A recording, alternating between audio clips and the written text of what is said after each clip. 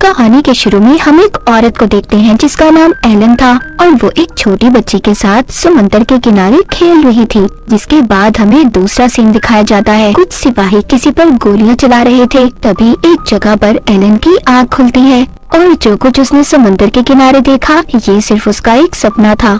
उसको एक कमरे में बंद करके रखा गया था। उसको कुछ भी याद नहीं था कि वो कहाँ से आई है और ना ही अपनी जिंदगी के बारे में। पर तभी अचानक से उस कमरे में ऊपर लगे स्पीकर से आवाज आती है कि सामने रखी हुई पेंसिल को तुमने वक्त खत्म होने से पहले उसकी जगह से हिलाना है। और जैसे ही टाइम शुरू होता है सारा कमरा लाल हो जाता है और सामने लगी स्क्रीन पर टाइमर शुरू हो जाता है। एलन किसी तरह अपने आप को टेबल तक लेकर जाती है, उस पर रखी पेंसिल को गिरा देती है, जिसके बाद सब कुछ नॉर्मल हो जाता है। सब ठीक हो गया था। एलन उस रोबोटिक आवाज से पूछती है मैं कहाँ पर हूँ। तभी वहाँ पर बजर बजता है और एलन बेहोश हो जाती है। तभी उसे एक सपना आता है जिसमें वो समंदर के किनारे रेत को देखती है। ये सब देखने के बाद दोबारा से होश में आ जाती है, मगर इस बार उसके हाथ पांव बंधे हुए थे और उसको दोबारा से वही टास्क दिया जाता है कि उसने पेंसिल को हिलाना है। उसको आवाज आती है कि अगर ऐसा तुम नहीं करोगी तो हम तुम्हारी बेटी को मार देंगे। टाइम फिर से शुरू होता है। फिर से लाल रंग की लाइट जलती है, लेकिन अब एलन को याद आ गया था कि समुद्र के किनारे खेलती हुई बच्ची उसकी बेटी है। वो पूछती है मेरी बेटी कहाँ पर है, मगर वो आवाज उसको कोई भी जवाब नहीं देती। एलन को वो टास्क पूरा करना था, इसीलिए वो अपने हाथों की बंधी हथकड़ी को अपने जूतों से तोड़ देती है। वो अपने जूतों को पेंसिल पर फेंकती है, जिससे पेंसिल नीचे गिर गई थी और फिर दोबारा से सब कुछ ठीक हो जाता है। एलन फिर से बेहोश हो गई थी। उसको फिर से सपना आता है, मगर इस बार उसको सब कुछ सही दिखाई दे रहा था। उसकी बेटी गाना गा रही थी। वो एलन को भी अपने साथ गाना गाने का कहती है। वो जब उसके साथ गाना गाती है तो गाती हुई सो गई थी, जिसके बाद उसकी आँख इस कमरे में खुली थी जहाँ पर सब कुछ उसके साथ अजीब हो रहा था, मगर इस बार उसके हाथ पाँव खुले थे। वो इस कमरे में दरवाजा ढूंढ रही थी, पर यहाँ पर तो ना कोई खिड़की और ना ही कोई दरवाजा था। टेबल पर खाना भी रखा हुआ था जो काफी अजीब था। एलन वो खाना खा लेती है। वो जब प्लेट में अपना अक्स देखती है तो उसको ये सब कुछ काफी अजीब लग रहा था। वो उस आवाज से पूछती है क्या किया है तुमने मेरे साथ और यहाँ पर क्यों रखा है मुझे, मगर उसको कोई जवाब नहीं आता। एलन रोने लगती है और फिर रोते हुए सो जाती है। उसको दोबारा से वही समंदर के किनारे का सपना आता है, लेकिन वो जल्द ही जाग जाती है।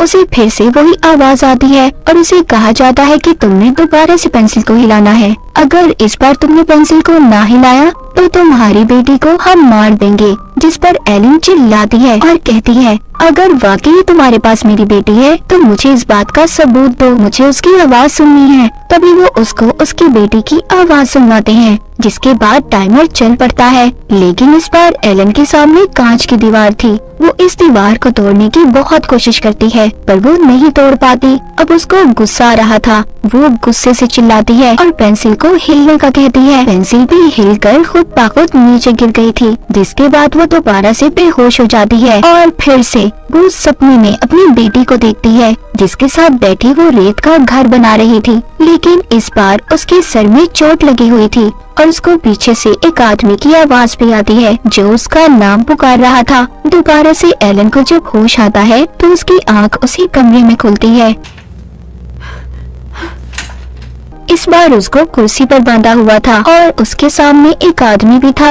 एलन के सर पर बिल्कुल वैसी ही चोट लगी हुई थी जैसे उसके सपने में थी। वो आदमी एलन के पास आता है, पर वो ये समझ रही थी कि शायद यही वो आदमी किडनैपर है जिसने इसे यहाँ पर कैद किया हुआ है। वो उसको धक्का देती है, पर वो आदमी बताता है कि मैं तुम्हारा हस्बैंड हूँ, रॉजर नाम है मेरा। तभी एलन को सब याद आता है। वो अपने हस्बैंड से कहती है जिसने भी हमें यहाँ पर कैद किया हुआ है उन लोगों के पास हमारी बेटी है। अगर हमने उनकी काम ना किए, उनकी बात ना मानी तो वो हमारी बेटी को मार देंगे। पर तभी अचानक से उस रोबोट की आवाज आती है जो दोबारा से इनको पेंसिल हिलाने का कह रहा था। इस बार पेंसिल रॉजर उठाता है, पर आवाज आती है नहीं, ये काम सिर्फ एलन ही पूरा करेगी। अब एलन कैसे करती, उसको तो बांध कर रखा हुआ था। रॉजर पूछता है तुम कैसे करने वाली हो? इस पर एलन कहती है मैं ये काम बहुत बार कर चुकी हूँ। यही काम ये लोग मुझसे बार बार करवा रहे हैं, पर अलग अलग तरीकों से। यही बात करते हुए दोबारा से इनके दरमियान बहस शुरू हो जाती है। तभी एलन बहुत जोर से चिल्लाती है और पेंसिल के 2 टुकड़े हो जाते हैं। ये देखकर तो रॉजर काफी हैरान था और खुद एलन भी। उसके कानों से खून भी आने लगा था। वो जैसे हर बार टास्क पूरा करने के बाद बेहोश हो जाती थी, इस बार भी उसके साथ ऐसा ही होता है। वो अपने सपनों में इस बार अपने हस्बैंड रॉजर को देखती है, जो गुस्से से उसकी तरफ देख रहा था। जिसके बाद दोबारा से उसकी आंख खुलती है। इस बार कमरे में उसके और रॉजर दोनों के लिए खाना रखा हुआ था। रॉजर उससे कहता है मुझे लगता है एलन तुम्हारे पास कोई खास शक्ति है, कोई खास ताकत है। तुम्हें याद है जब तुम मुझसे गुस्सा होती थी, लड़ती थी, तो तुम्हारे चीखने से घर की चीजें टूट जाती थी। तुम्हारे अंदर जरूर कोई खास बात है। जिसके बाद रॉजर उसको पीने के लिए पानी देता है और फिर वो जमीन पर ही लेट जाती है। रॉजर उससे पूछता है क्या तुम्हें कुछ याद है, मगर वो कुछ भी नहीं बताती। जब वो उसके लिए खाना लाता है तो एलन उस पर चिल्लाती है। उसके हाथ से खाना दूर जाकर गिरता है। रॉजर भी काफी हैरान था। तभी दोबारा से उसकी आंख लग जाती है और वो सपने में देखती है जिसमें उसकी बेटी उससे कह रही थी आप बार बार कहाँ पर जाती हैं? वो अपनी बेटी से कहती है मैं अब कहीं नहीं जाऊंगी, तुम्हारे साथ ही रहूंगी। पर इस बार उसकी बेटी गायब हो जाती है। वो उसको आवाज लगाती है, बुला रही थी, पर वो उसे कहीं नहीं मिलती। जैसे ही उसे होश आता है, इस बार उसको कमरे में कुर्सी से बांधा हुआ था जो जमीन से जुड़ी हुई थी। यहीं पर रॉजर एलन के सर में लगी हुई चोट को देखता है, जिसे देखकर उसे पता चलता है कि उसके सर में कोई चीज लगी हुई है। तभी आवाज आती है। इस बार उसको नया टास्क दिया जाता है जिसमें उसने टेबल पर रखी हुई बॉल को बाल्टी के अंदर डालना था, पर टेबल भी जमीन से जुड़ा हुआ था। रॉजर कहता है देखो तुम्हारे पास ताकत है, उसका इस्तेमाल करो और टेबल को तुम जमीन से अलग कर सकती हो। एलन अपना पूरा ध्यान लगाती है। वो टेबल को जमीन से अलग कर देती है। रॉजर उसकी तरफ टेबल लाता है और तभी वो बॉल को बाल्टी के अंदर डाल देती है। पर इस बार ये टास्क के काम करने के बाद वो बेहोश नहीं होती। उसको याद आ चुका था कि समंदर के किनारे वो दोनों अपनी बेटी का बर्थडे मनाने गए थे। फिर ये दोनों यहाँ पर एक के बाद एक टास्क पूरा करते जा रहे थे जो पहले से ज्यादा मुश्किल थे। जैसे इनका एक टास्क ऐसा था कि इन्होंने रेत से किला बनाना था और ऐसे ही मुश्किल हर काम करने के बाद एलन के कानों से खून भी निकल रहा था। इसी तरह बहुत दिन गुजर गए थे। वो दोनों अजीब सा खाना खाकर जिंदा रह रहे थे।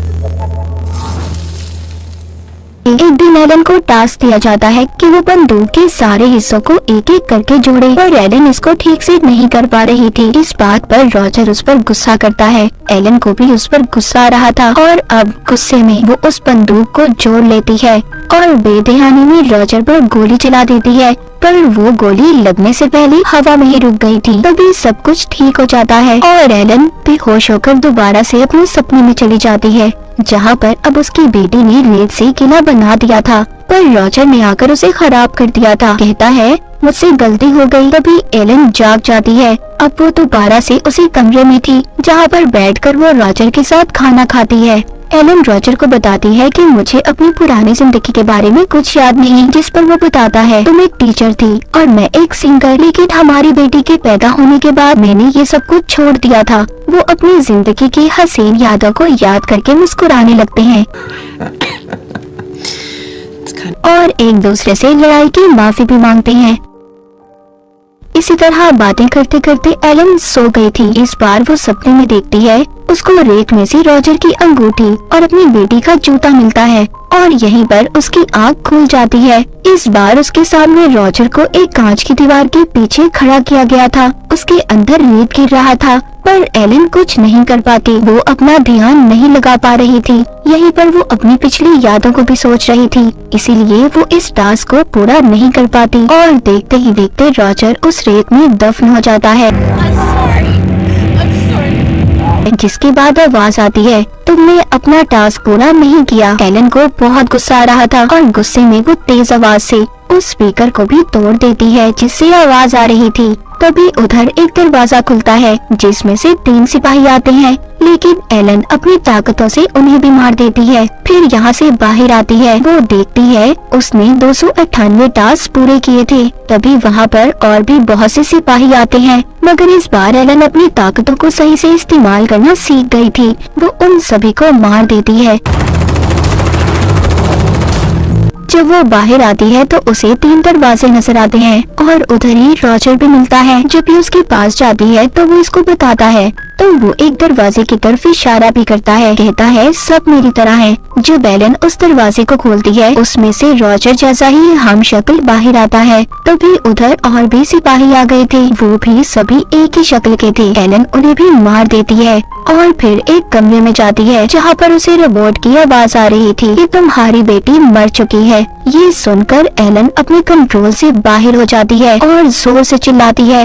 वो लोग जिन्होंने इसे कैद किया हुआ था इसके पीछे लगी डिवाइस को बंद कर देते हैं जो यादें मिटाया करती थी। मतलब ये था कि उसके सर के पीछे जो चोट लगी हुई थी वो दरअसल एक डिवाइस थी जो उसके दिमाग में फिट की गई थी। यहाँ पर एलन को सब याद आता है कि उनकी बेटी का बर्थडे था। वो सभी मिलकर समंदर के किनारे घूमने गए थे, लेकिन इसी बीच रॉजर की उसके साथ लड़ाई हो गई और गुस्से में रॉजर ने उस पर हाथ उठाया था, जिस वजह से वो गुस्से से चिल्लाई और उसके इतने जोर से चिल्लाने की वजह से रॉजर और उसकी बेटी की मौत हो गई। अपनी फैमिली की मौत की वजह वो खुद थी। दरअसल एलन के पास खास ताकतें थी।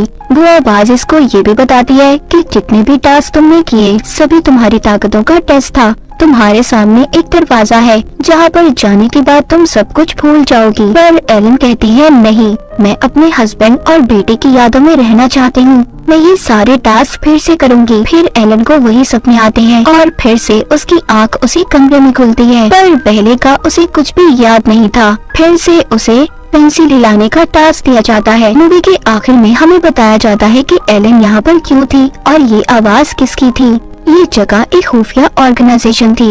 इनको तब पता चला जब एलन ने अपनी ताकतों से अपनी फैमिली को मार दिया, जिसके बाद ये लोग इसको यहाँ पर ले आए ताकि यहाँ पर रहकर ये अपनी ताकतों को कंट्रोल कर पाए, ताकि आगे की जिंदगी में इसकी वजह से कोई नुकसान में ना हो, इसके आसपास के लोगों को कोई तकलीफ ना हो। और इसी के साथ ये मूवी यहीं पर खत्म हो जाती है।